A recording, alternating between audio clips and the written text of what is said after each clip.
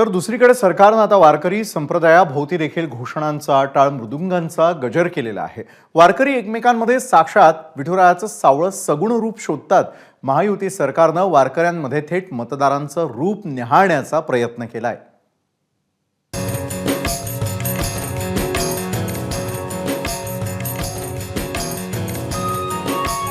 उदंड पाहिले उदंड ऐकिले उदंड वर्णिले क्षेत्र महिमे ऐसी चंद्रभागा ऐसे भीमा तीर ऐसा विटेवर देव कोठे तुका म्हणे आम्हा अनाथा कारणे पंढरी निर्माण केली देवे।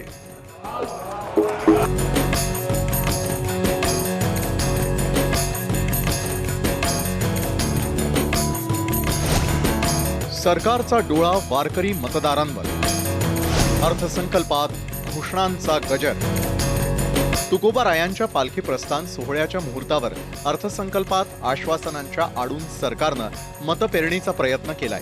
बोला कुंडली वरते हरी विठ्ठल श्री ज्ञानदेव तुकाराम पंढरीनाथ महाराज की जय। पंढरपूर वारीचा वर्ल्ड हेरिटेज नामांकनासाठी युनेस्कोला प्रस्ताव। मुख्य पालख्यांमधील दिंडींना प्रति दिंडी 20,000 रुपये। निर्मल वारीसाठी 36,71,00,000 रुपये निधी।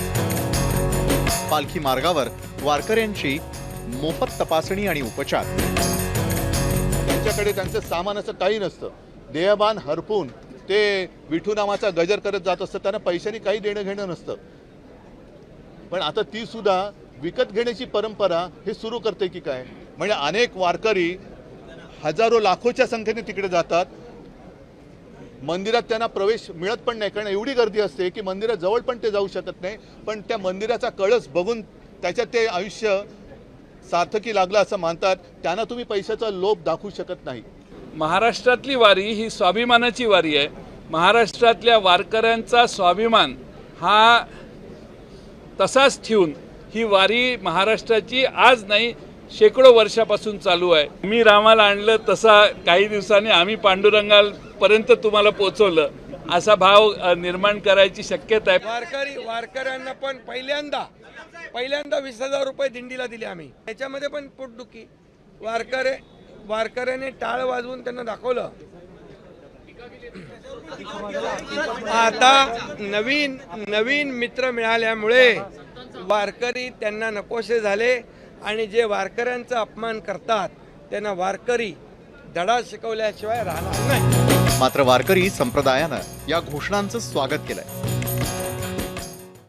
वारीमध्ये वातावरण खराब असते थोडे, तर आरोग्य सुविधा भेटत असेल तर खरंच ती एक चांगली गोष्ट आहे आणि ही अतिशय छान छान गोष्ट या ठिकाणी आज या महामंडळाच्या मधून होणार आहे। त्याबद्दल मनपूर्वक सर्व वारकऱ्यांच्या वतीने मी आज उपमुख्यमंत्री साहेबांचं मनपूर्वक अभिनंदन करतोय। आषाढी वारी जसजशी जवळ येतेय तशी विठुरायाच्या दर्शनाची वारकऱ्यांना आस लागली आहे। मात्र निवडणूक जसजशी जवळ येतेय तसतशी वारकऱ्यातल्या मतदाराभोवती नेते मंडळींनी फेर धरलाय। आता महायुतीनं थेट त्यासाठी अर्थसंकल्पातूनच सुरू केलेल्या दिंडीला खरंच वारकऱ्यांच्या मतांची मांदियाळी होणार का? हा खरा प्रश्न आहे। ब्युरो रिपोर्ट, एबीपी माझा। एबीपी माझा, उघडा डोळे बघा नीट।